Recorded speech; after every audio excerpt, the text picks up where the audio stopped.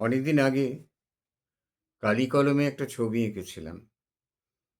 একজন মৃৎশিল্পী বসে দেবতার মূর্তি তৈরি করছে। ছবিটার নাম দিয়েছিলাম দেবতার পিতা। প্রশ্ন হলো, ঈশ্বর মানুষ সৃষ্টি করেছেন না মানুষ ঈশ্বর সৃষ্টি করেছে? শুরু করি একটা গল্প বলে। এটা কল্পিত, কোনো একজন প্রথিতযশা সাহিত্যিকের গল্প থেকে বিষয়টা আমার মনের মধ্যে এসেছে। ধরুন, সেই গুহা মানবের যুগ, যখন চারিদিকে হতাশা, অন্ধকার, মানুষ বিস্ময়ে সব কিছু দেখে, কোনো কিছু বোঝে না, মাংসে উদর পরিপূর্ণ করে, ফসল জানে না, সঞ্চয় বোঝে না।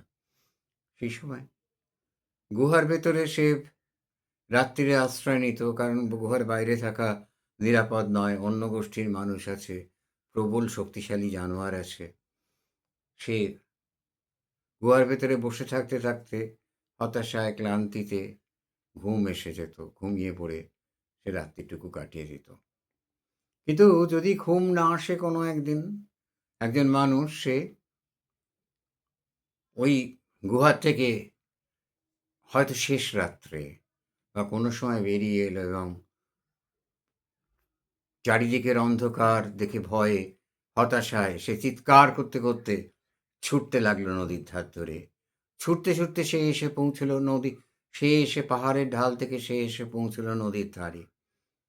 আর যে মুহূর্তে নদীর ধারে পৌঁছে সে দুহাত ওপর দিকে তুলে হতাশায়, রাগে, দুঃখে, ভয়ে চিৎকার করে উঠল কিছু একটা বলে, সে দেখল সেই মুহূর্তে নদীর ওপার থেকে সূর্য আস্তে আস্তে উঠে আসছে।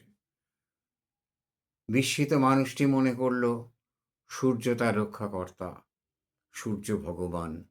আর এই রকমভাবে আকাশের দিকে হাত তুলে চিৎকার করলে ভগবান সাড়া দেন, প্রার্থনা পূরণ করেন, সূর্য ওঠে। আকাশ থেকে বৃষ্টিধারা নামে, আকাশে সূর্য ওঠে, রাত্রিরে চাঁদ উঠে অন্ধকারে, কোশ্চন্দ্রতম হন্তা, রাত্রে চাঁদ উঠে অন্ধকার দূর করে। সুতরাং সে ধরে নিল দেবতার বাসভূমি আকাশে। এইবার পরবর্তী সময়ে যে সমস্ত কাব্যকথা তৈরি হলো, লেখা, মানুষ আস্তে আস্তে সভ্য হলো, নানা কাব্য লিখতে লাগলো, সাহিত্য তৈরি হলো। সেইখানে সাহিত্যিকরা বা লেখকেরা দেবতার যে বর্ণনা দিলেন, সেই বর্ণনা অনুযায়ী মানুষ, মৃৎশিল্পীরা বা অন্যান্য শিল্পীরা তৈরি করলো দেবতার মূর্তি। দেবতার মূর্তি তৈরি করলো, আর অতিপ্রাকৃত শক্তিগুলোকে সে ধরে নিল দেবতা বলে। তারা প্রার্থনা শোনে কি শোনে না, সে প্রশ্ন তার মনে উঠল না। অতিপ্রাকৃত শক্তিকে তারা দেবতা বলে ধরে নিল।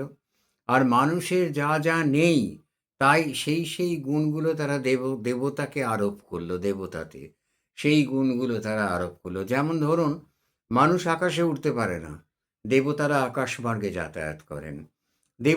দেবতা নয় শুধু, রক্ষ, যক্ষ, দানব, গন্ধর্ব, কিন্নর সবাই আকাশমার্গে হাঁটতে পারে। মানুষ হাঁটতে পারে না। যদি সে উঠতে পারত, সেটা তার কাছে একটা বিরাট লাভ হতো। সে সেই জন্য সেই কামনাটা সে মনে মনে করে, এবং সে আকাশে উঠতে পারে না বলেই দেবত্বে আকাশে ওড়ার ক্ষমতা অর্পণ করল। মানুষ কথা বললে কথা কিছু ফলে যাওয়ার ব্যাপার নেই, সে অভিশাপ বা বর দিতে পারে না। সেই জন্যে রাক্ষসেরও বর দেওয়ার ক্ষমতা আছে। এমনকি শিবের বাহন নন্দী পর্যন্ত বর দিতে পারে। মানুষ তার গোষ্ঠীর বাইরে যে কোনো প্রাণীকে তৈরি করলো, দেবতা থেকে আরম্ভ করে মহাপ্রাণী বা প্রাণীকে তৈরি করলো, দেবতা থেকে আরম্ভ করে সমস্ত জিনিসের মধ্যে সে দেখল যে তারা অতিপ্রাকৃত ক্ষমতার অধিকারী, বর দিতে পারে, আকাশে উঠতে পারে, আগুনের ওপর দিয়ে হাঁটতে পারে, জলের ওপর দিয়ে হেঁটে আসতে পারে। যে যে জিনিসগুলো তার থাকলে সুবিধা হতো, কিন্তু যে যে জিনিসগুলো তার নেই, সেই জিনিসগুলো সে দেবতাকে দিল। এইবার কর্মশক্তি বোঝাবার জন্য সে একাধিক হাতের ব্যবহার করলো। এটা কিন্তু তার শিল্পবোধের একটা বিরাট পরিচয়। কারণ তার শিল্পবোধটাকে বলল যে, দেখ, হাত বাড়ানো যেতে পারে, অ্যাডিশন করা যেতে পারে, তাতে শিল্পের কোনো হানি হবে না, কিন্তু পা বেশি করা যাবে না। সেই একমাত্র বামন অবতারে বলিকে পাতালে পাঠানোর সময় একটি ঘটনা করে সেখানে পা বাইরে বার করা ছাড়া, পা বাইরে বার করার আর কোনো ব্যাপার ছিল না। হাতের সংখ্যা বাড়ল। কেন হাতের সংখ্যা বাড়ল? ২ হাতে সে যতটা কাজ করতে পারে তার থেকে বেশি হাত হলে তার ক্ষমতা বেশি হতো। মাথার সংখ্যা বাড়ালো। সে এইগুলো মানে অতিপ্রাকৃত এই জিনিসগুলোকে সে যুক্ত করল দেবতার মহত্ত্ব, দেবতার শক্তি বোঝাবার জন্যে। তাহলে মানুষ সৃষ্টি করল দেবতাকে, এবং ধরুন একটা পাথর পড়েছিল পথের ধারে। আমি সে বে বা যে লোকে সেই অফিস বেরোবার সময় সেই পাথরটার উপরে পা তুলে দিয়ে জুতোর ফিতে বাঁধত বা মোজা টাইট করে নিত বাচ্চারা।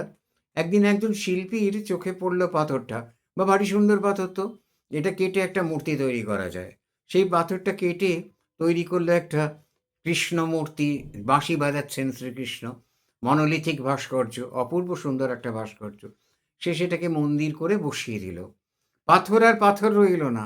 যার উপরে পা তুলে লোকে জুতোর ফিতে বাঁধত, তার পায়ে পড়ে লোকে প্রার্থনা জানাতে লাগলো। সে হয়ে গেল আত্মার আত্মীয়।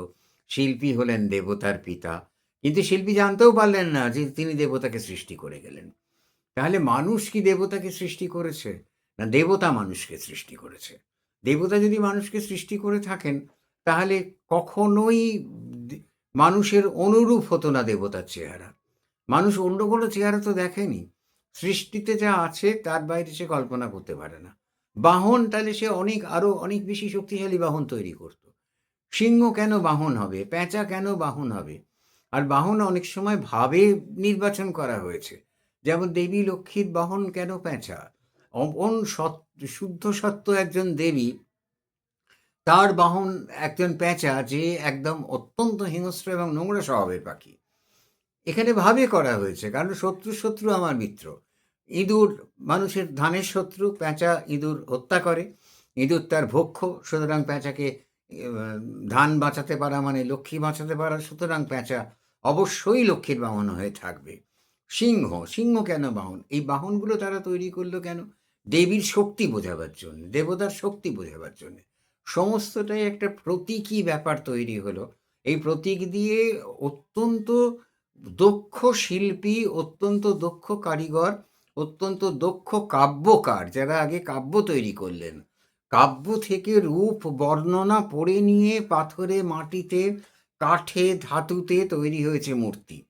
তাহলে এই মূর্তিকাররা যে মূর্তি তৈরি করে, ইন্দ্র যে ওই রকম দেখতে, ব্রহ্মার যে 4 মুখ। আচ্ছা, ব্রহ্মা চতুর্মুখে 4টে বেদ বলেছিলেন। এই চতুর্মুখ না বলে আমরা তো এটাও ভাবতে পারি যে ব্রহ্মা অত্যন্ত ইন্টেলিজেন্ট, চতুর ছিলেন। আর তিনি এই 4টে অসাধারণ সুন্দর বেদ তৈরি করেছিলেন। বা 4 জন ব্রহ্মা ছিলেন, যারা ব্রহ্মা একটা গোষ্ঠীর পদবী ছিল, যারা 4 মুখে বেদ বর্ণনা করেছেন। কেউ তো দেখেনি বেদ বর্ণনা করতে। তাহলে চতুর্মুখ ব্রহ্মা, এটা একটা কাব্য। সেই অনুযায়ী মূর্তি তৈরি করা হলো। ব্রহ্মা কেন হাঁসে চড়লেন? হাঁস উড়তে পারে, সর্বত্র তার গতি। হাঁসে কি কেউ চড়তে পারে? কোনো একটা অত বড় 4 মাথাওয়ালা একটা বলিষ্ঠ জোয়ান মানুষ, ঋষি হন না তিনি, পিতামহ হন না, হাঁসে কি চড়া যায়? যায় না তো। তাহলে দেবী দুর্গার 10 হাত, 10 জনের শক্তি বোঝাবার জন্যে। এইরকম করে তারা প্রতীকী মূর্তিগুলো তৈরি করলো। আর এই প্রতীকী মূর্তিগুলো আস্তে আস্তে হয়ে গেল, সত্যি এতে দেবীত্ব আরোপ হয়ে গেল। যেমন আমরা দেখেছি দক্ষিণ রায়, যেমন আমরা দেখেছি ভান্ডারী, এই সমস্ত দেবী মূর্তিগুলো সাধারণ মানুষ থেকে, অত্যন্ত উপকারী মানুষ থেকে ক্রমশ ওরা দেবত্বে আরোপিত হয়েছে। তাহলে দেবতা মানুষের সৃষ্ট, না মানুষ দেবতার সৃষ্ট? মানুষ যদি দেবতার সৃষ্ট হতো, তাহলে দেবতাকে এইভাবে তৈরি কি মানুষ করতে পারত? হয়তো না। সেই জন্যে মনে হয় মানুষই দেবতার পিতা, মানুষই দেবতার সৃষ্টিকার।